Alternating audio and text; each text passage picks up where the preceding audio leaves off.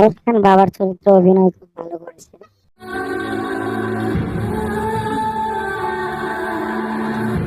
আগুনের মৃত্যু কেউ মেনে নিতে পারছে না।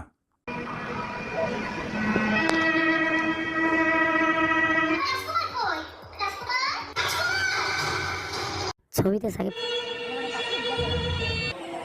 আমি আপনার রাজকুমার, আপনার ছেলে আম্মা। আমি শুধু আপনাকে এক নজর দেখার জন্য, আপনার সাথে একটু কথা বলার জন্য, আপনার একটু আদর পাওয়ার জন্য দুনিয়ার এক প্রান্ত থেকে আরেক প্রান্ত ছুটে বেরিয়েছে।